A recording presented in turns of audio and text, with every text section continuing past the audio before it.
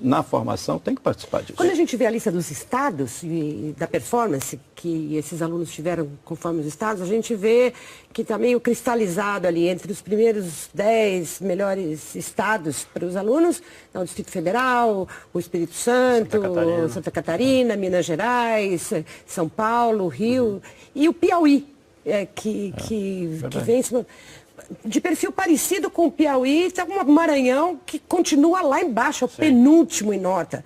E abaixo do Maranhão, Alagoas, os estados que não evoluem. O que o Piauí consegue fazer que o Maranhão não consegue? Eu acho esse um ótimo caso, porque ele ilustra, na escala brasileira, aquilo que Xangai, por exemplo, está ilustrando na escala internacional, que é de que não existe uma correlação entre riqueza dos alunos, o nível de investimento em educação e qualidade do sistema educacional. Você pode sim gerar bom sistema educacional no Piauí. O Ceará tem feito um grande trabalho nos últimos anos, progredido bastante também. E no nível internacional você vê um lugar como Xangai, que tem uma renda parecida com a de São Paulo, é uma renda superior à média chinesa, mas é uma renda que está no patamar de São Paulo, um patamar não alto, certamente, e consegue ser o primeiro lugar do mundo.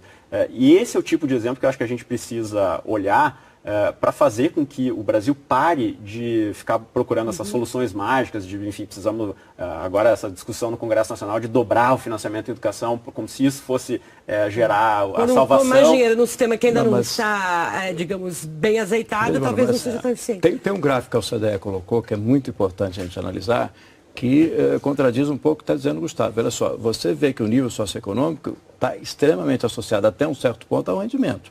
Não dá para nós negarmos, quer dizer, você precisa fazer a engrenagem funcionar como um todo. Existe hoje um subfinanciamento da educação brasileira.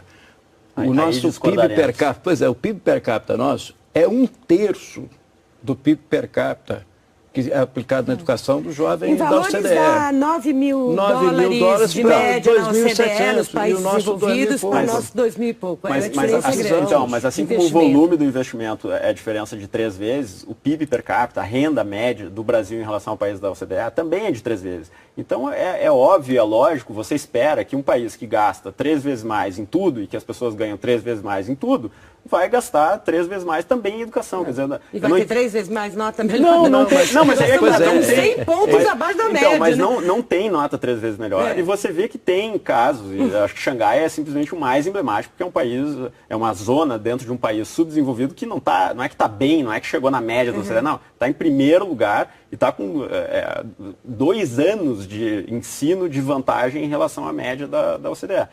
Então, claro, a condição socioeconômica dificulta o aprendizado? Sim, se sabe desde a década de 60 que existe uma relação indiscutível entre o nível socioeconômico das famílias e a facilidade de performance educacional. Ao mesmo tempo, uma melhora, ganho que você tem, o efeito é rápido, né? Não, sem sombra de dúvidas. O Brasil, inclusive, a OCDE explica isso, que do nosso avanço, muito se deve à melhoria socioeconômica do nosso gente, do nosso jovem. Isso é muito importante. Ou seja, as ações que foram feitas para a melhoria da qualidade de vida, melhorou o rendimento. Isso é fato, isso acontece. Então, mas o que acontece com 2 estados, digamos, de perfis mais ou menos semelhantes, que como o caso do Maranhão e do Piauí, em que um consegue performar muito melhor do que o outro? Quer dizer, o que é feito? Aliás, o Piauí sempre tem escolas que vão bem no Enem, na Olimpíadas e nas outras provas. Para sermos justos, primeiro também nós temos que olhar o filme, né? Porque nós estamos vendo a foto, o resultado deles. A evolução existe. Alguns têm mais dificuldade. Outra coisa que nós temos que olhar é a inclusão. Nós não podemos analisar a educação sem verificarmos o esforço que cada Estado está fazendo para incluir. Ou seja, quem inclui mais, eu não vou esperar que ele tenha, nas próximas avaliações, um rendimento superior, porque ele já está tendo e já está contribuindo com o Brasil com a inclusão, que eu reitero é o melhor indicador de nossa qualidade. Nós temos em torno de 10 milhões de jovens de 15 a 17 anos. Nós temos um desafio de colocá-los na escola. Então, nós temos que fazer isso. E o Brasil está fazendo isso. E fazendo justiça aos nossos estados, eles têm feito isso. E isso, evidentemente, não se refletirá imediatamente nos indicadores de qualidade. Mas já está acontecendo nos anos iniciais e nos anos finais da educação básica. Então, acho que estamos avançando. Eu só queria falar, Gustavo, sobre a questão do financiamento. A diferença é que esse bem social chamado educação tem um patamar mínimo. Eu não posso compará-lo com outros produtos, com outras coisas. Porque eu preciso investir uma quantidade. Quanto custa uma boa escola? Teve essa análise agora no Enem. Uma boa escola do Enem custa quanto? E quanto nós investimos no nosso estudante da educação básica? Então tem um mínimo. Não adianta eu fazer comparação com outros produtos e serviços, porque é preciso um mínimo para a educação. Nós precisamos de mais recursos. Não é suficiente por ano. $500 por ano, não é por aluno. Nós precisamos pagar bem o professor, precisamos ter infraestrutura, precisamos ter condições. Agora, é claro que não é só isso. Tem que ter toda uma estrutura que nós estamos buscando e precisamos fazer. Mas nós precisamos ter mais recursos. Eu só queria encerrar essa questão dos recursos, porque senão, de novo, a gente fica falando só nisso e eu acho que não fala de questões mais importantes.